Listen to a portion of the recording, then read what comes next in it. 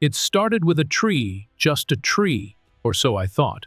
But when the HOA showed up unannounced, chainsaws roaring and paperwork forged, I realized this wasn't a landscaping mistake. It was a setup. They thought I was just another quiet old man they could push around. What they didn't know is, I spent a lifetime fighting battles, and I wasn't about to back down from this one. What followed was a war over power, land, and truth. One that brought the FBI to their doorstep and turned the whole neighborhood upside down. And let me tell you, you won't believe how it ends. Let us know what time you're listening and where you're tuning in from drop a comment below. And if you're ready for a story with guts, heart, and a little bit of fire, you're in the right place. I never expected my day to unravel before I even made it into the house. The sun was just starting to dip behind the red hills of Arizona when I turned onto our quiet little street in Desert Pines retirement community. Grocery bags rustled in the back seat. A six-pack of root beer clinked in the plastic. It was supposed to be just another peaceful evening. Maybe I'd water the cactus in the front yard, warm up the casserole from last night, and sit on the porch like I always did. It had become a quiet routine ever since Ellen passed, last spring, one I held onto like a lifeline. But as I pulled into the driveway, my heart nearly stopped. There were trucks parked half on the sidewalk, half on my desertscape yard, big white utility vans with blinking yellow lights. I heard the roar before I saw the source. Chainsaws, 2 of them, screaming through the air like wild animals. And then I saw it my tree, the mesquite tree, the one Ellen and I planted together, our second year in Arizona. We were both in our early 40s back then, fresh transplants from Michigan, sunburned and full of hope. That tree had grown tall and sturdy, with a trunk thick enough that it took both of us holding hands to wrap around it. It had shaded our window through every summer monsoon and bloomed with yellow flowers each spring like clockwork. And now it was being torn apart. Branches lay scattered on the ground like broken limbs. Leaves swirled in the air as a man in an orange vest fed limbs into a chipper, completely indifferent to the destruction he was causing. I slammed the brakes, jumped out of the truck, and shouted over the noise. "Hey, what the hell are you doing to my tree?"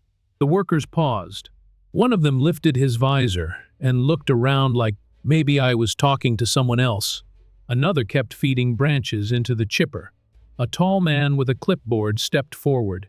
I didn't even get a chance to ask before someone else beat him to it. Well, finally, came a sharp, cutting voice from next door. I turned to see Eleanor Vaughn walking briskly across her perfect gravel lawn, arms folded, a look of triumphant irritation on her face. She wore a crisp white pantsuit and those bug-eyed sunglasses she thought made her look like Jackie O. Her voice grated like gravel in a garbage disposal. "That tree of yours has been dropping leaves on my walkway for years, and the roots don't even get me started. They've been cracking my driveway. Honestly, I don't know why it took the HOA this long to deal with it." I ignored her and turned back to the clipboard guy. "This is my property," I said firmly. "No one told me anything about tree removal. Who authorized this?" He handed me a paper, wrinkled at the edges, with the Oakview HOA letterhead at the top.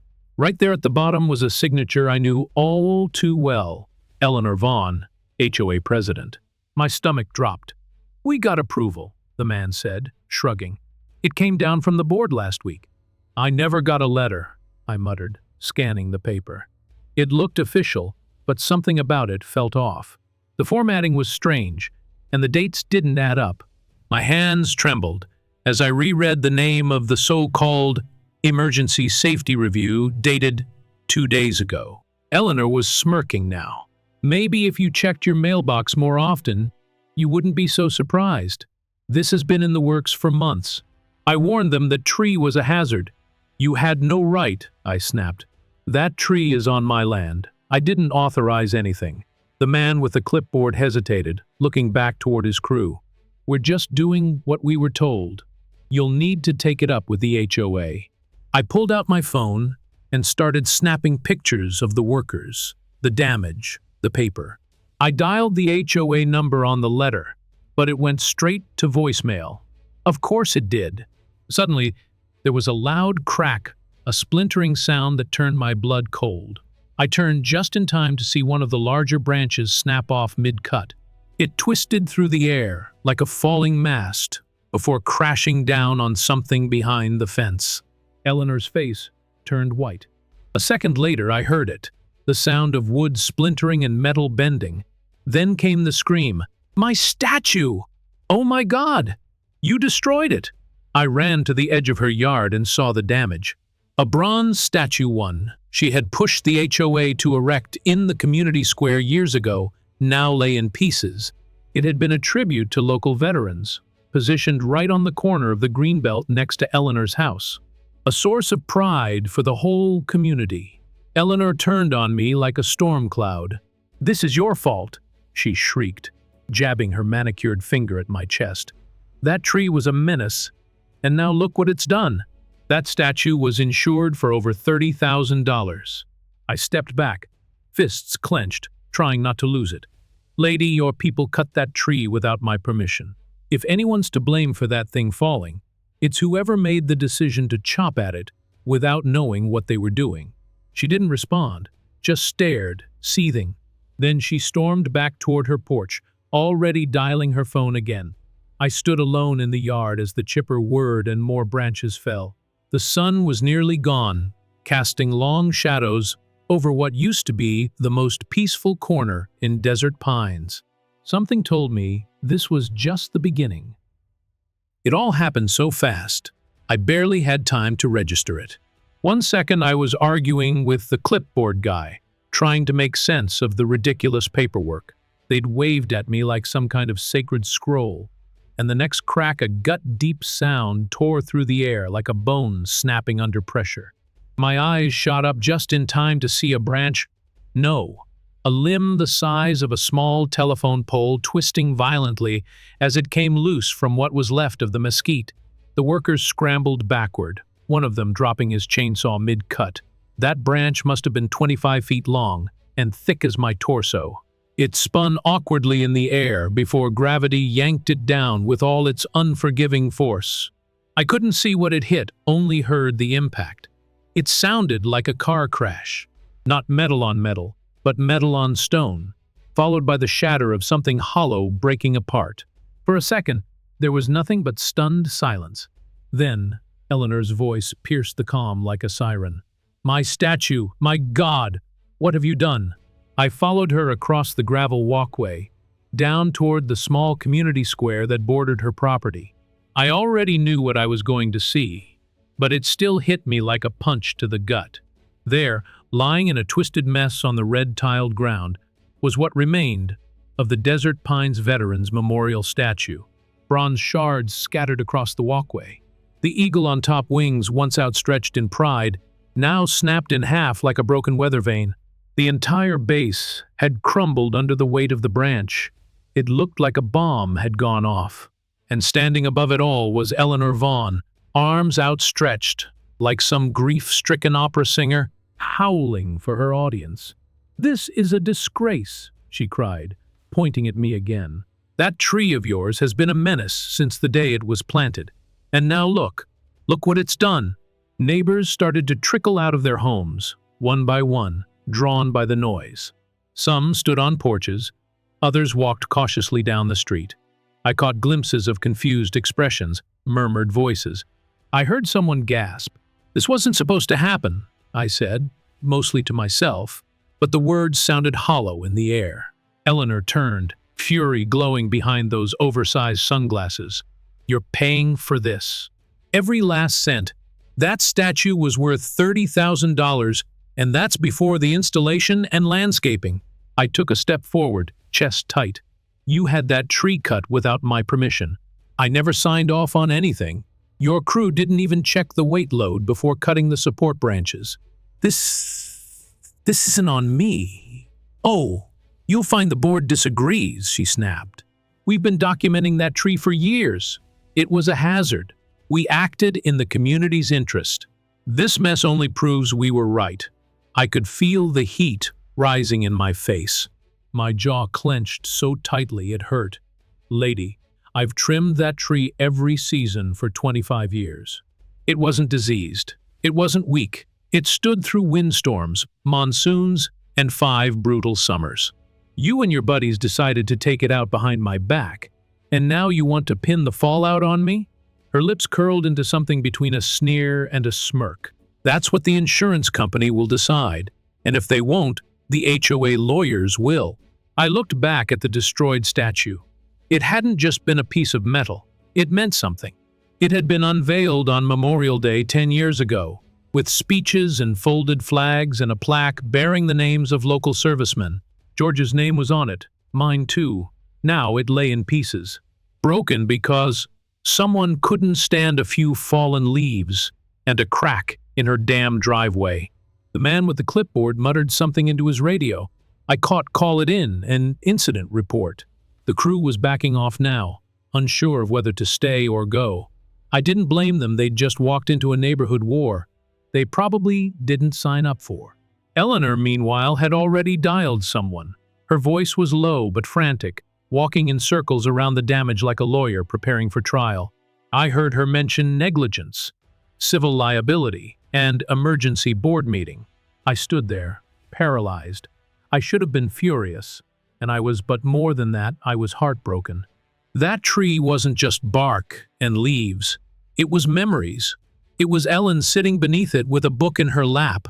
It was shade on long summer days. It was life, and they hacked it down like it was nothing. The breeze picked up, scattering a few yellow leaves across the ground. One of them landed near my foot. I bent down, picked it up gently, and held it for a long moment. Just then, George walked up beside me. I heard the crash from 3 blocks away, he said quietly. What the hell happened? I didn't even look up. They killed my tree, George, and now they're saying it's my fault. He put a hand on my shoulder. That's how they get you, he said. They do the damage, and then send you the bill. I looked at the crushed statue again, then at Eleanor, pacing and barking into her phone, and I realized this wasn't just about the tree. Something deeper was rotting in this place, and they were going to come for me with everything they had. 2 mornings after the statue came crashing down, I opened my mailbox and found an envelope thicker than usual, marked with the kind of bold red letters that never mean good news, certified mail, immediate action required. My stomach tightened before I even opened it. I stood at the end of my driveway, in my robe and slippers, the Arizona sun already baking the pavement, and ripped it open with shaky fingers. The first page hit me like a slap. Dear Mr. Delaney, you are hereby notified that legal proceedings have been initiated against you by the Desert Pines Homeowners Association in the amount of $38,270 for property damages resulting from your failure to maintain a hazardous tree. There were photos attached, ones I recognized. The busted statue, the branch lying across the crushed bricks, even a close-up of Eleanor pointing at the damage like she was auditioning for a courtroom drama. But what really got me was the accompanying report, stamped and signed by someone claiming to be a structural engineer. The document claimed that my tree had been a known danger for months, that its root system was compromising nearby infrastructure, and that failure to act in a timely manner constituted gross negligence. I nearly laughed, but nothing about it was funny. I sat down on the porch steps, the papers spread out on my lap. My eyes drifted across the rows of quiet houses, stucco and stone, all lined up like soldiers. Desert Pines always looked so peaceful from the outside, but under the beige and terracotta, something ugly was festering. A shadow fell across the porch.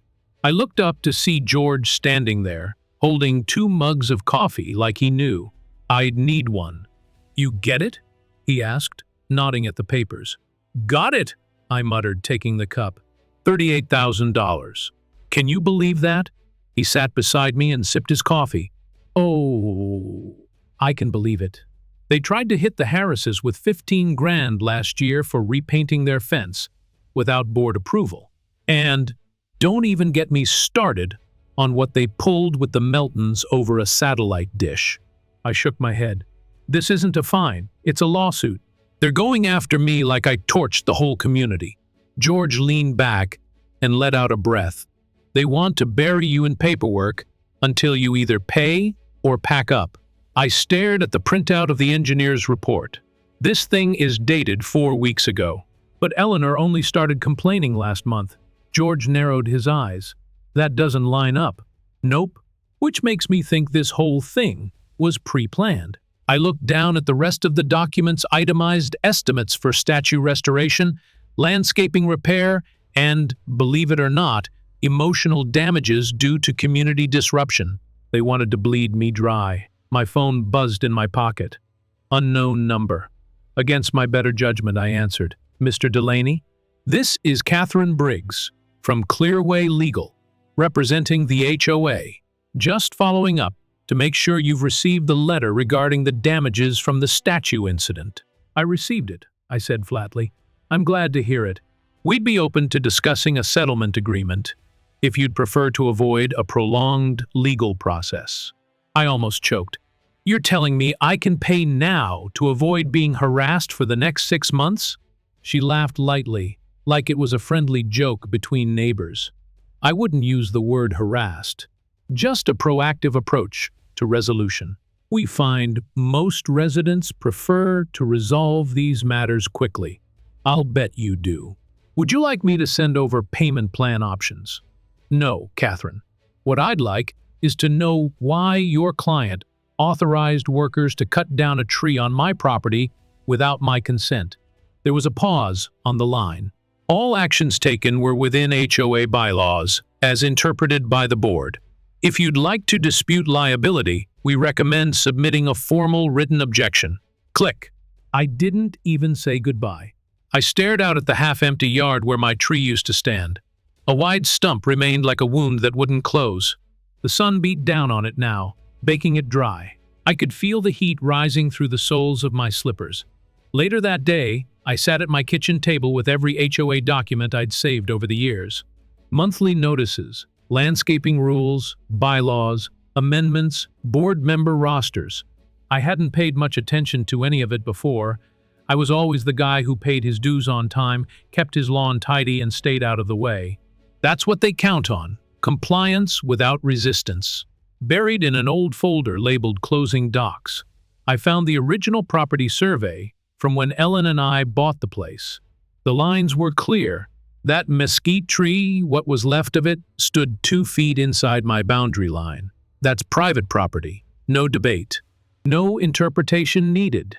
George came over again in the evening with a beat-up laptop and a 6-pack. We sat at the dining table looking through HOA records online, public filings, tax forms, meeting minutes.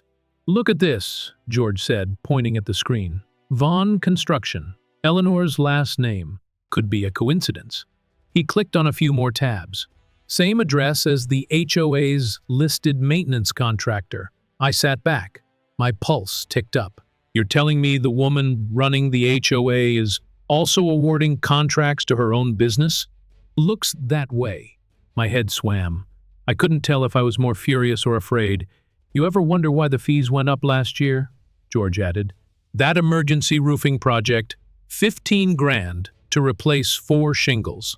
Jesus. Just then, another text buzzed in. A new number. No name. Parcel 12. Start there. They're hiding something. I turned the phone toward George. You know what Parcel 12 is? His brow furrowed. Yeah. That's the empty strip of land behind the statue. They've been trying to rezone it for months. Keep getting denied by the city. What if this whole tree thing is connected to that land? George stared at me for a long moment. Then, this isn't about the tree. It's about something bigger. My gut twisted. I didn't know how deep the rot went yet. But I had a sinking feeling that this fight was only getting started. And I wasn't just defending a tree anymore. I was about to find out exactly how much power Eleanor Vaughn thought she had. By the time the HOA meeting rolled around the following Thursday, I was ready to come in swinging not fists, but facts. I had the property survey, photos of the tree before and after the cut, the so-called engineer's report, with its convenient date inconsistencies, and screenshots from George's digging into Vaughn Construction. I even had the HOA bylaws printed and highlighted, particularly the section that said any removal of private landscaping required the owner's written consent. But when I walked into the community clubhouse that evening, I felt like I was stepping into enemy territory. The room was packed more than usual. Maybe 30 people, all sitting in the folding chairs lined up in front of the board's long table. A few smiled politely as I passed. Most didn't look up. They were busy sipping lemonade or reading from the printed agenda. And there, at the center of it all, sat Eleanor Vaughn in a royal blue blazer, a stack of files in front of her, and that same tight-lipped smile she wore like armor. As I approached, she barely acknowledged me.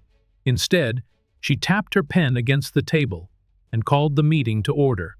"Thank you all for coming," she said, voice syrupy sweet but firm. "We have a few items to cover tonight, including landscaping updates, pool maintenance, and," she looked directly at me, for the first time, a recent incident involving the unfortunate destruction of community property. No one said a word. I raised my hand. Eleanor gave a polite smile. "Mr. Delaney, we'll have time for resident comments at the end." "Then I suggest we move that time up," I said calmly, trying not to let the heat in my chest rise to my voice. "Since the incident you just mentioned involves me," she pursed her lips. "You've been given an opportunity to respond in writing, per the rules outlined in Section 4 of the HOA Participation Guidelines. We must proceed in order. You sent a crew to cut down my tree without my consent. The branch they severed crushed a statue, and now you're suing me for $38,000. I think that earns me more than 3 minutes at the end of a meeting." A few heads turned. I caught George's nod from the back of the room. Eleanor leaned into the microphone. "Your tree posed a safety hazard, Mr. Delaney. We acted in the interest of community safety. The matter is currently under legal review, and this meeting is not the appropriate venue for personal grievances." That did it. I stepped to the front of the room, holding up my copy of the property survey. This tree, this so-called hazard, was fully within my property line. Not on common ground. Not touching HOA-maintained landscaping. You had no legal right to touch it. And yet, here we are. Gasps rippled through the room. Eleanor waved her hand dismissively. "Please return to your seat." "I won't. Because this isn't just about a tree anymore. This is about how this board handles power, who it silences, who it targets, and how it uses technicalities to bulldoze residents out of the way. Mr. Delaney, sit down or you will be removed." That got some muttering from the neighbors. Even those who had looked away earlier were now paying attention. "You awarded the maintenance contract to Vaughn Construction," I said, "which just so happens to share your last name. And your address." Eleanor's smile faltered. I turned toward the crowd. "Did you all know that? That every landscaping job, roofing fix, and emergency maintenance this HOA has paid for in the last 2 years over $200. Worth went through a company owned by your board president." There were no gasps this time, just silence. The kind that hangs in the air when people suddenly realize they've been played. That's a conflict of interest at best. At worst, it's fraud. Eleanor stood. Enough. Her voice dropped several octaves. No more neighborly charm. Just raw authority. "This meeting is adjourned." She slammed the gavel harder than necessary and stormed out, grabbing her files. 2 board members followed her. The others sat still, eyes darting around the room like kids caught cheating on a test. I stood there, not sure what to do next. The meeting was over, but something had cracked open and everyone knew it. George came up beside me and whispered, "Well, that went better than expected." We laughed. It was tired and short-lived. Outside the clubhouse, the desert air had cooled a bit. A few neighbors lingered in clusters, whispering. I nodded to a few of them, but nobody said much. That's the thing about people, they don't want to get involved until they're personally affected.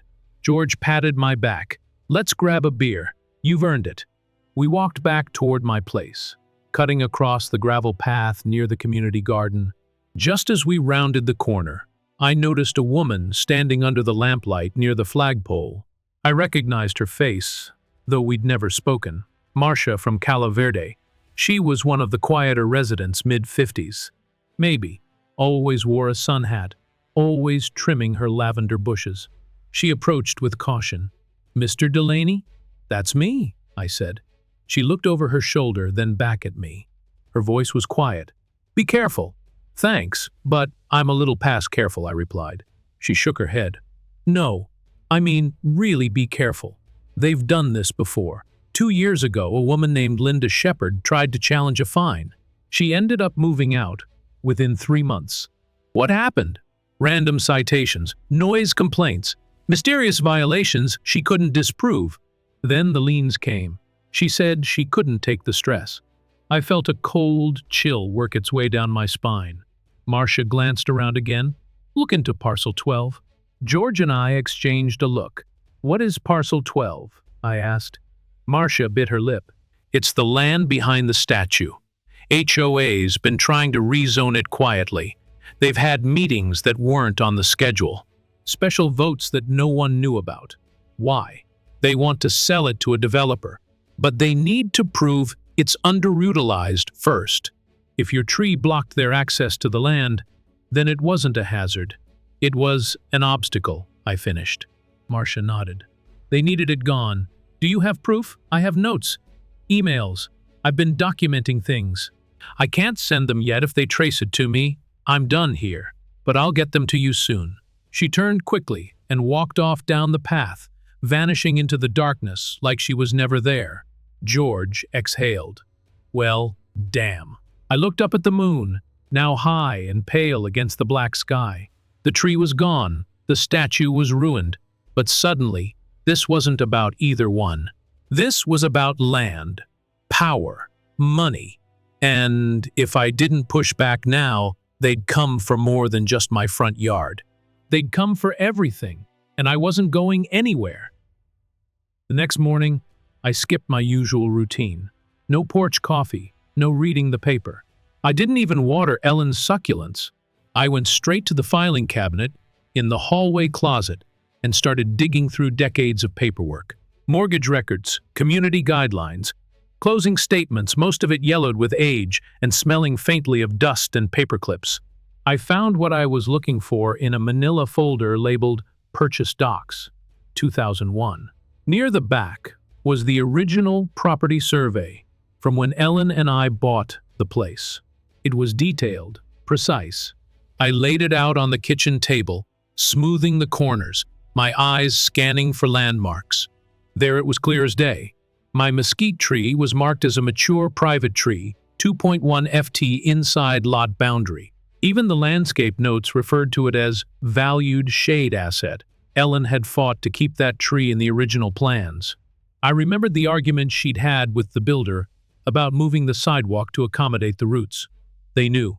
They all knew. Just then, George let himself in through the side door, carrying 2 large coffees and a laptop bag. "Hope you're ready to chase some smoke," he said. I pointed to the survey on the table. "It's right there, George. The tree was ours on private land. HOA had no right to touch it." He nodded. "Then we get to work." We sat down and started searching public records. George had access to a few county databases from his old days working in municipal planning. It didn't take long before the name Parcel 12 popped up. Officially, it was designated Community Recreational Reserve Land, owned by the HOA and protected from private development, unless rezoned through a city ordinance. But there it was, right at the bottom of the latest deed, a pending change of use application, filed 6 weeks ago by none other than Vaughn Community Development, LLC. My eyebrows rose. Vaughn Construction, Vaughn Community Development, all the same spider. George grinned. "Looks like Eleanor likes to keep things in the family." I leaned back in my chair. So they filed to rezone the land. But for what? He clicked through a few more screens until a proposal PDF opened on the city's zoning site. I read the title aloud, Desert Pines Villas, a luxury senior living expansion. They were planning to build 10 high-end duplexes on what had always been green space, right behind Eleanor's house, right where the statue had stood. And my tree? It had been in the way. It was never about cracked driveways or falling leaves. It was about clearing the path for construction. George tapped the screen. The proposal lists projected revenue. They're planning to sell those units at over $400,000 each. Multiply that by 10. $4 million. My stomach churned, and suddenly the pieces started clicking into place like a bad crime novel. Eleanor controls the HOA. She awards contracts to her own companies. She pushes out homeowners who resist. She cuts down obstacles, literally, and when things go wrong, she shifts the blame. The statue wasn't sacred to her. It was a useful tool to stir up outrage and pin the damage on me. And once the land behind it was underutilized and hazardous, she could push her rezoning through without much resistance. I stood up and paced the kitchen. They're running this place like a private kingdom. George nodded. And we're the peasants. We needed help. That afternoon, I called the number Marcia had scribbled on the back of her HOA violation slip and given to me quietly the night before. It rang twice, then a calm voice answered. Isabel Chen speaking. I explained everything quickly but thoroughly. The tree, the statue, the lawsuit, the contracts. Parcel 12, the rezoning. I expected skepticism. I got silence. Then, a soft sigh. You're not the first, she said. That surprised me. Excuse me? I've handled 5 cases in the last 3 years involving HOAs that doubled as private slush funds. This sounds familiar, especially the fake violation letters, the pressure tactics, and the sudden reasoning attempts. Can we meet? She agreed to drive out from Phoenix that weekend. In the meantime, George and I kept digging. We requested copies of HOA meeting minutes, both the public ones, and, through some roundabout pressure on a reluctant board member named Jenkins, a few unofficial ones. In one set of notes from a closed session, we found a line that made my blood run cold. Item 7, revisit strategy for removal of tree impeding. Parcel 12, site prep. Potential liability if neighbor resists. Neighbor, that was me, so they discussed it. Knew it could be illegal. Did it anyway. They'd gambled on the idea that I'd be too overwhelmed to fight back. Too old, too broke, or too intimidated. I wasn't any of those things. Not anymore. By Friday morning, word had spread that I was causing trouble. Several neighbors avoided eye contact. One woman I barely knew made a point to walk her dog across the street when I stepped outside. I spotted Mrs. Vaughn at the mailbox with another board member, whispering. When she saw me watching, she smiled a slow, cold smile and walked away like she hadn't a care in the world. That afternoon, I got an email from the HOA. A new violation for unauthorized exterior modifications, my motion sensor light over the back door. I'd installed it 3 years ago. They were poking the bear now, testing my patience, trying to get me to snap. George shook his head. It's textbook. Build pressure. Isolate. Break. I stared at the email. They picked the wrong guy. That evening, I found a note taped under my doormat. Watch your back. Vaughn doesn't lose. I stared at it for a long time. This was no longer about bylaws and landscaping. This was a war for control over land, over money, over people's homes. And somewhere in the middle of it all, my wife's tree had become the first casualty. But I wasn't done. Not even close.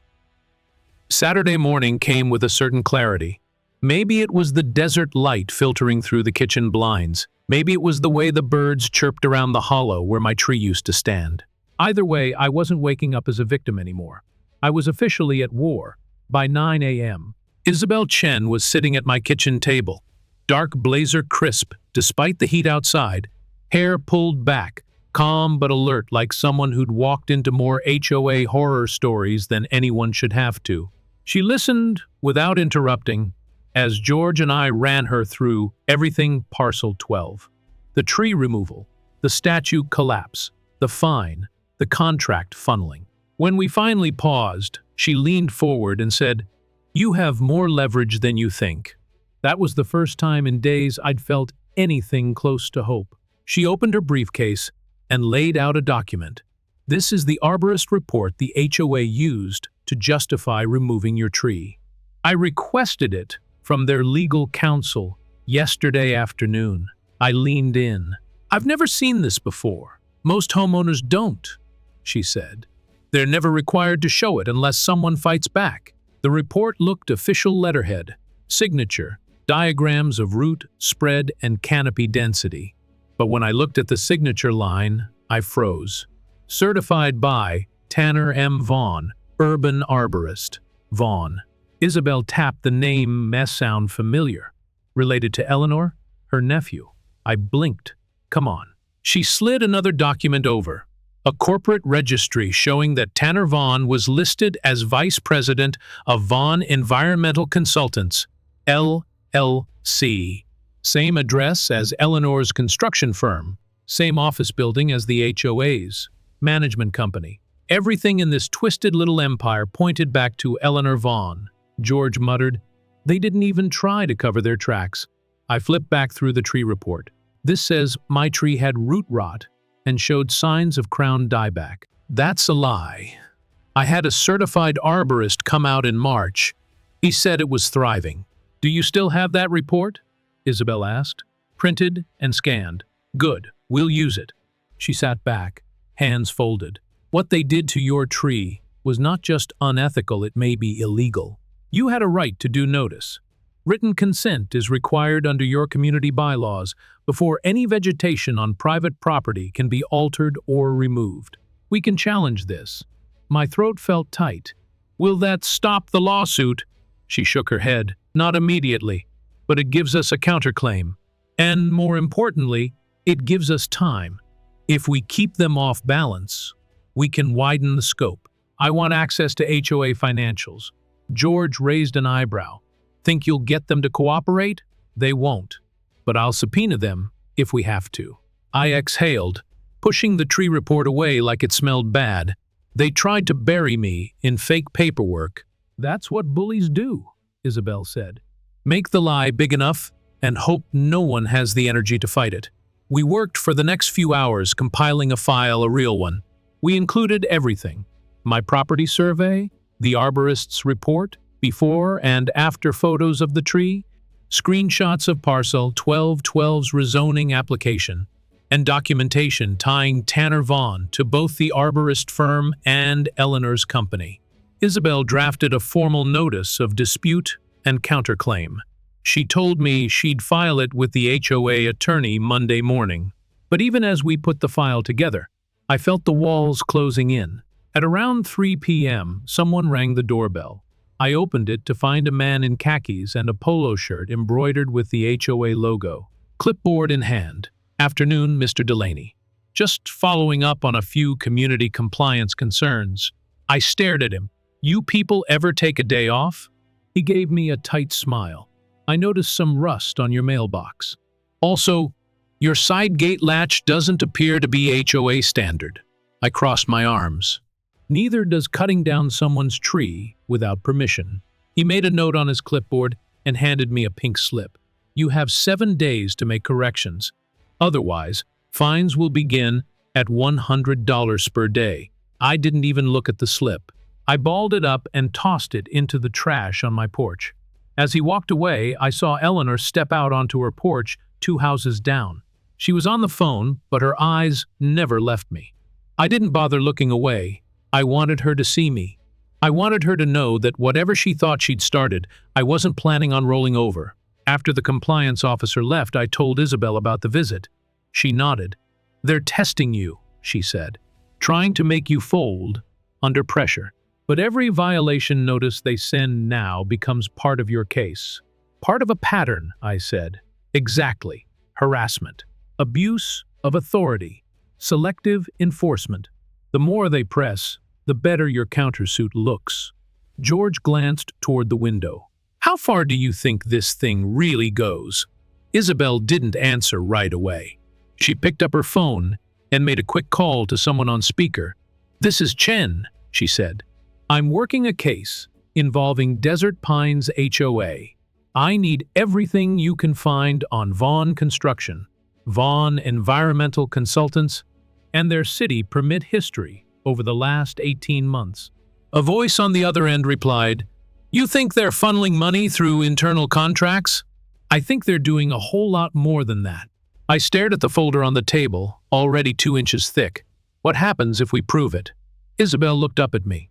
"If we prove fraud, misuse of HOA funds, you could force a recall of the entire board. You could sue for damages.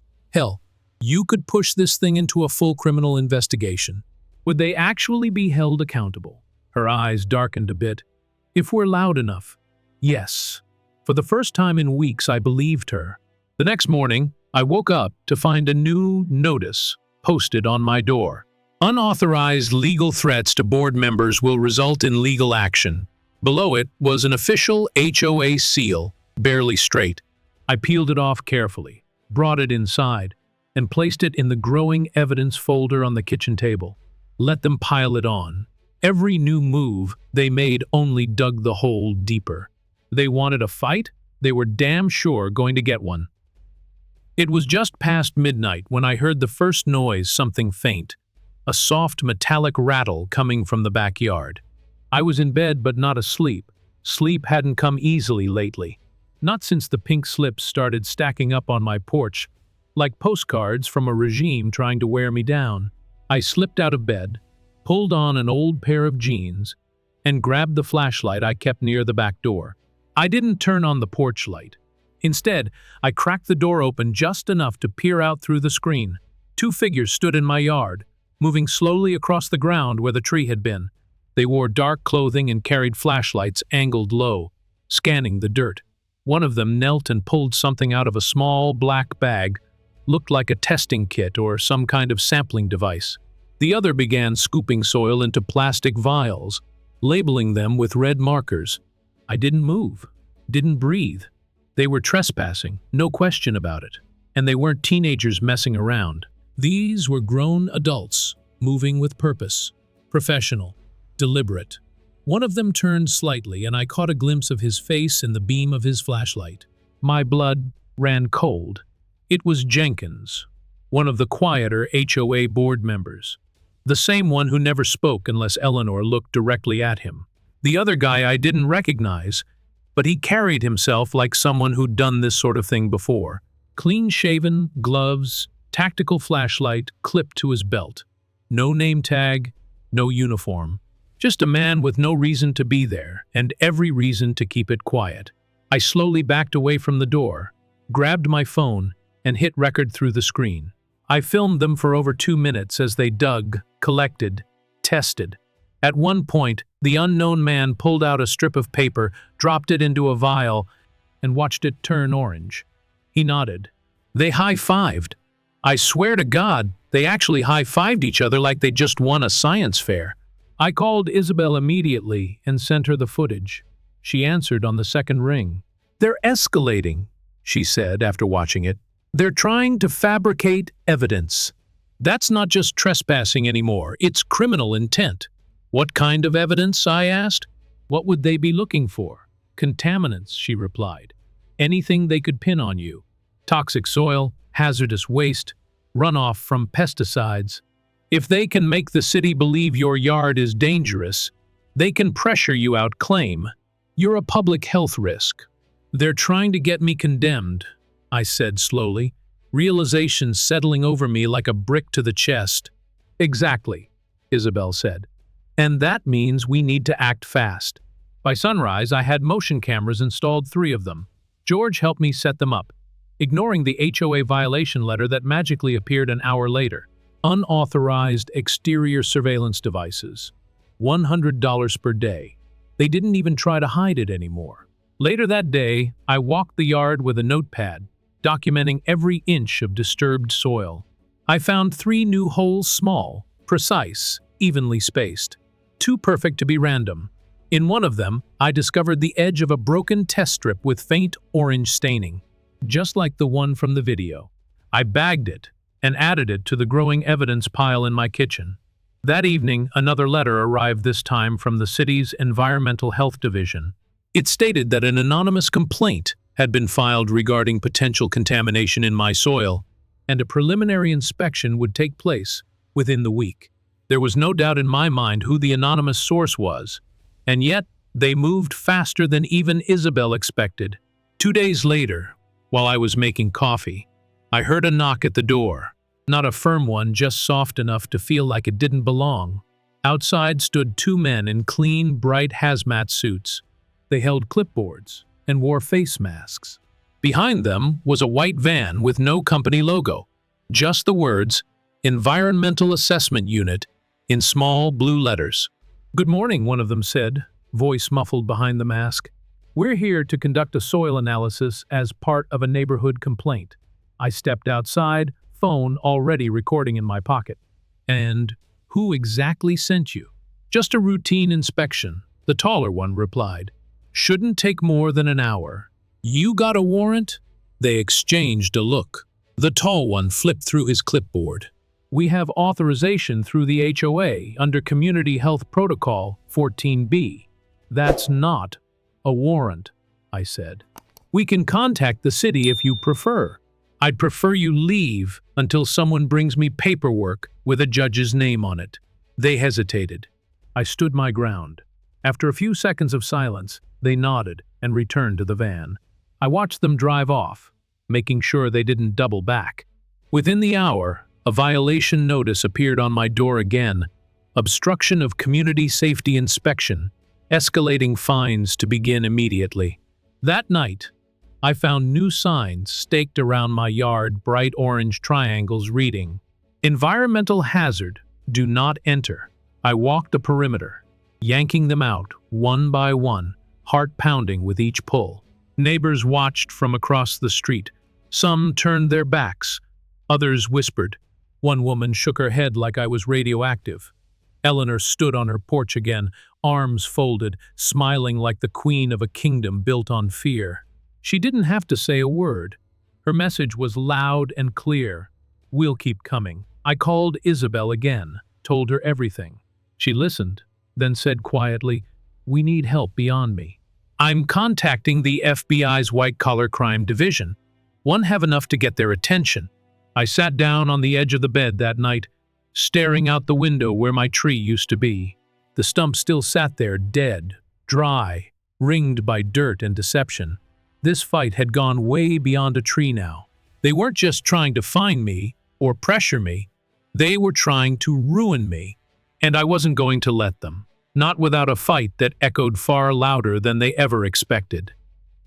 I never thought I'd have to sit across from an FBI agent in my own kitchen before finishing my first cup of coffee, but that's exactly where I found myself that Monday morning.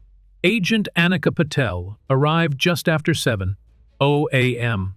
She was sharp, no nonsense, with a calm authority that didn't need raising its voice. She didn't waste time on pleasantries either.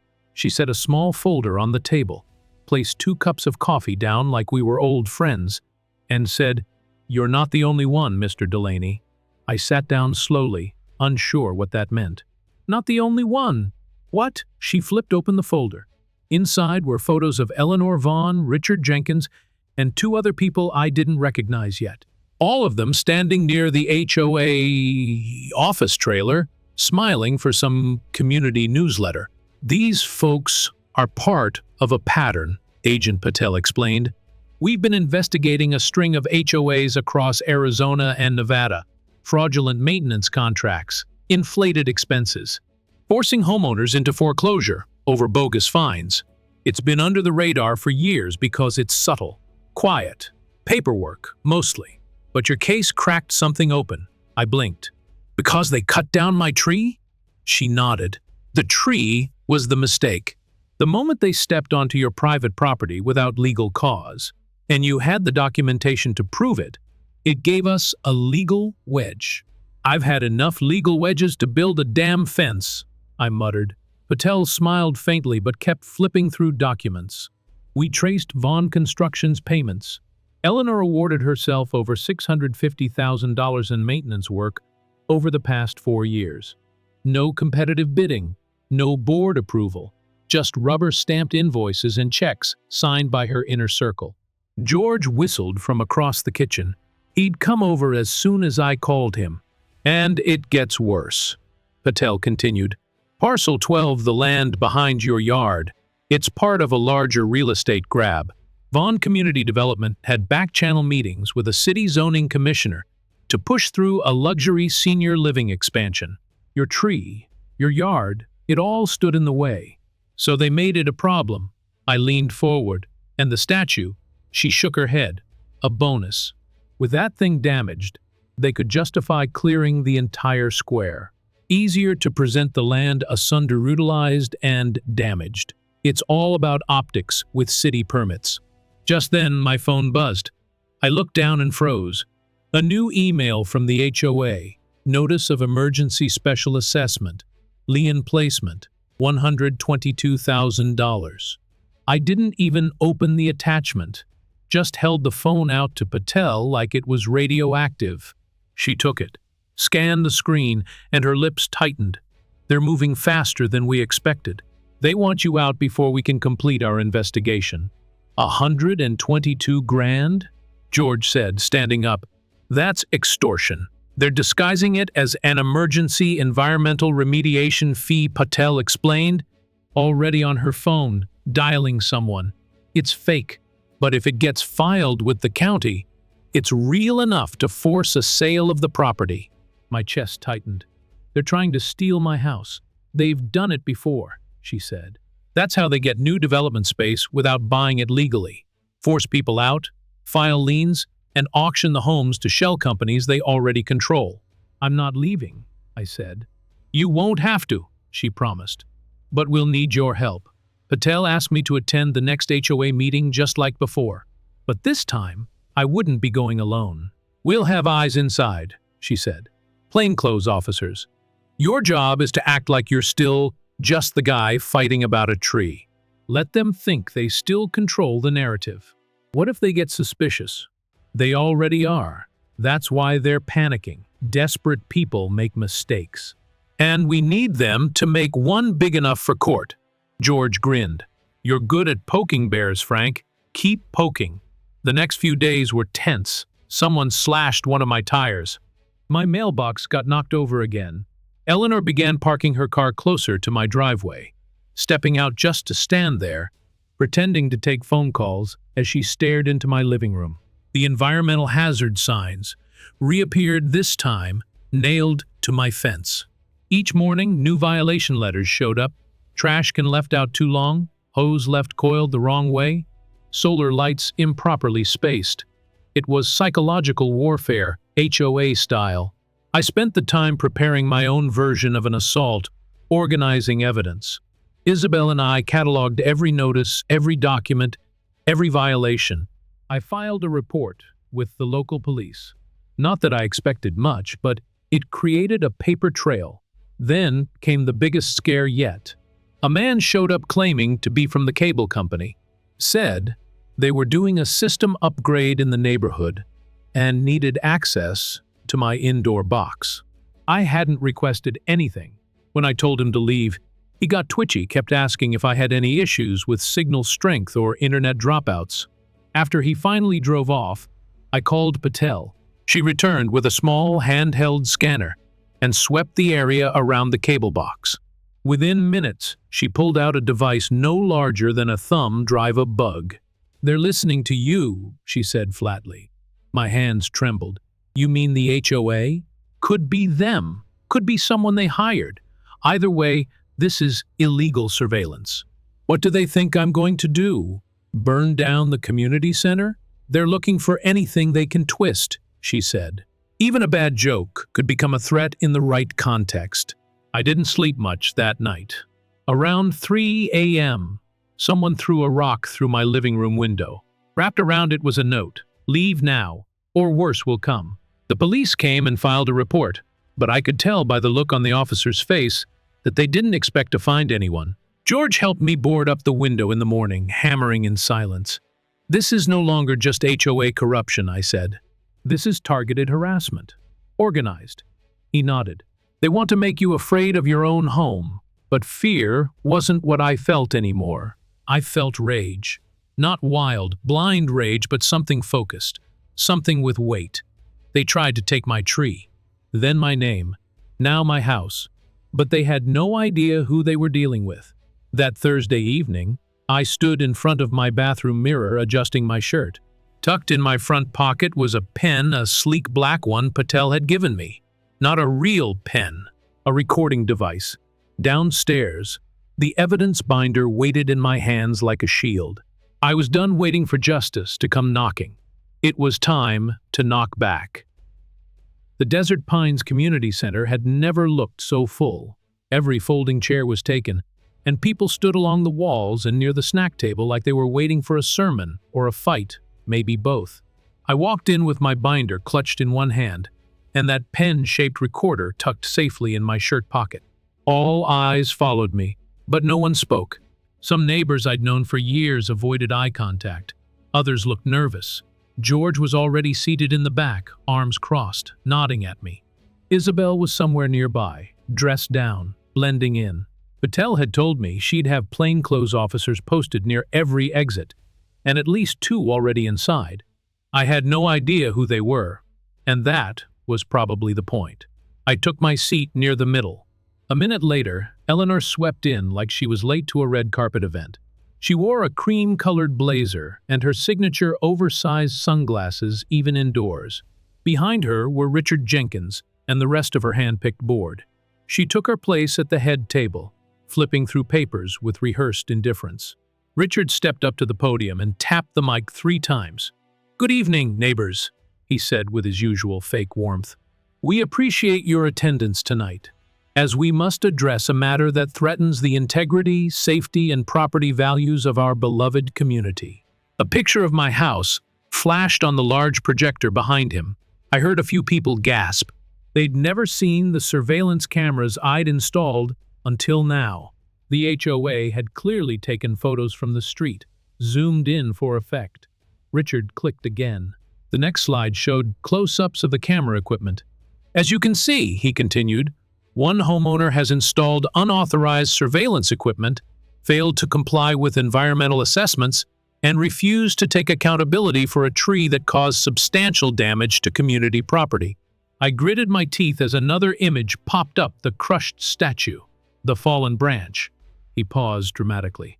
"But that's not the worst of it," Richard said.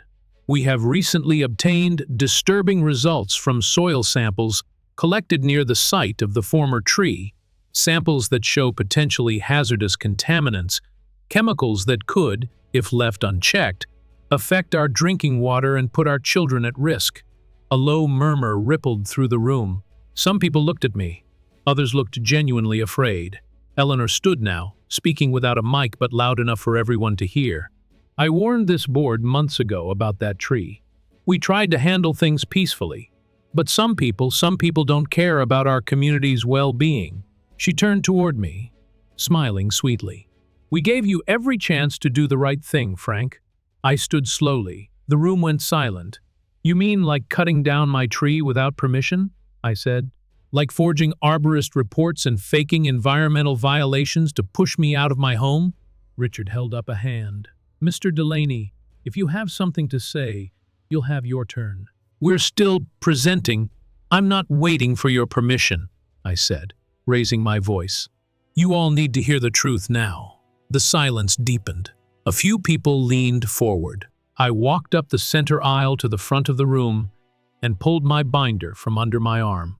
"This," I said, holding up a copy of my original property survey, "shows that the mesquite tree you destroyed stood 2 feet inside my property line.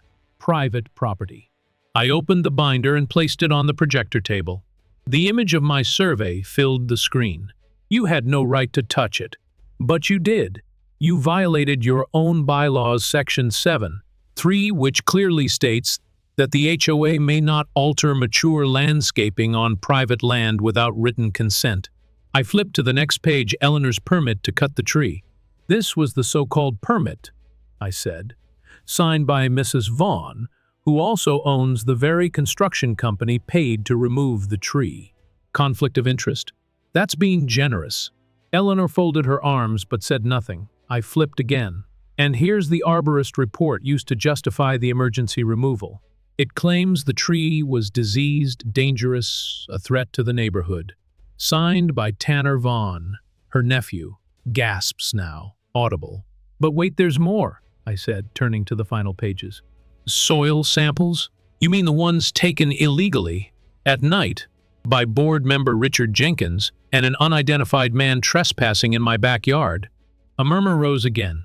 I have video of it, I said.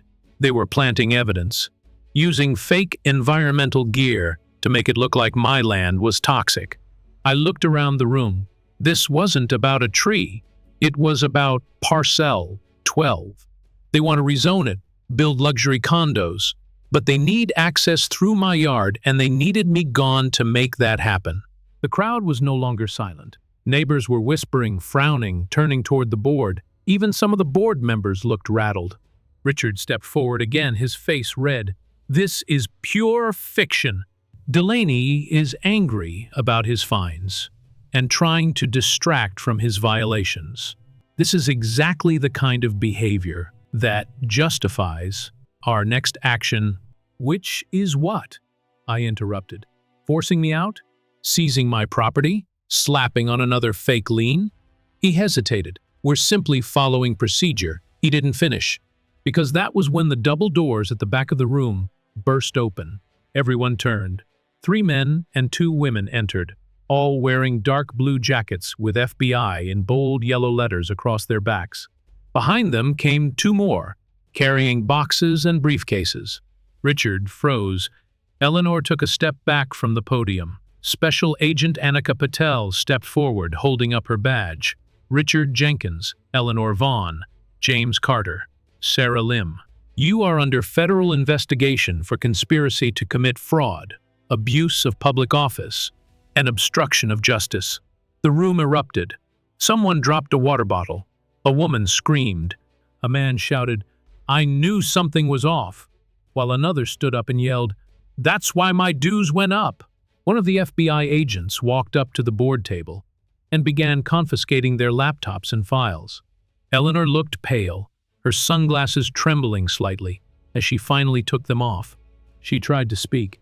"This is a mistake," she said. "These are baseless accusations." Agent Patel didn't blink. "We've reviewed years of financial records, construction invoices, and emails. You funneled HOA funds through shell companies for personal gain. You threatened homeowners, fabricated environmental hazards, and colluded to take over private property through fraudulent liens." Richard tried to close his laptop, but one of the agents stopped him.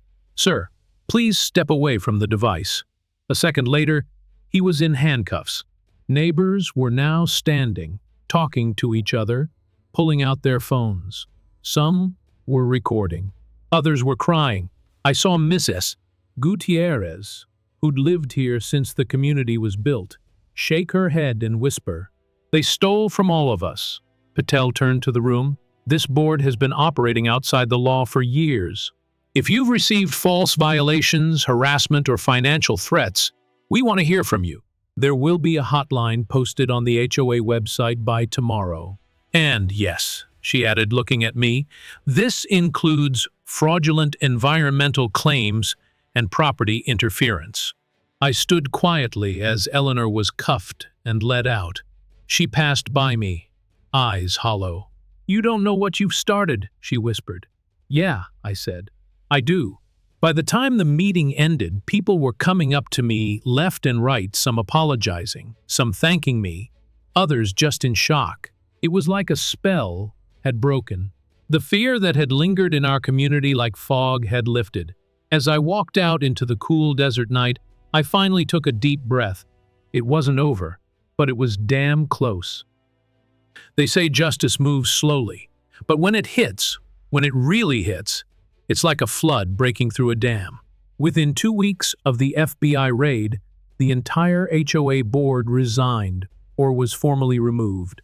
Eleanor Vaughn and 3 of her closest allies were indicted on multiple charges: fraud, conspiracy, mail and wire fraud, obstruction of justice. The news made it to local TV and even a small segment on national morning shows. I watched the headline scroll across the bottom of the screen while sipping coffee on my front porch, right where my tree used to stand. corrupt HOA president indicted after veteran fights back. I never liked being called a veteran homeowner hero, but the media loves a clean story. What they didn't see was the quiet mess left behind, the missed sleep, the paranoia, the way I'd jump every time someone knocked on the door. But still, it was over, and for the first time in a long time, I felt like I could breathe again. A special election was held, and this time, people showed up. We packed the community center this time, not for confrontation, but for something that felt like hope. George was elected to the board, along with Marcia from down the street and a retired school principal named Darlene, who made everyone feel safe just by sitting beside them. No one ran unopposed. No one was installed quietly. This time, we watched, and they listened. One of the board's first acts was to remove the bogus liens from my home and reimburse me for the fines I'd paid over the years under threat. They even passed a motion to set aside funds to restore the veterans' memorial statue that had been destroyed when they chopped my tree down. I didn't ask for that, but I appreciated it. 2 weeks later, they held a small rededication ceremony in the square. Neighbors brought folding chairs and iced tea. A local scout troop played a trumpet rendition of taps.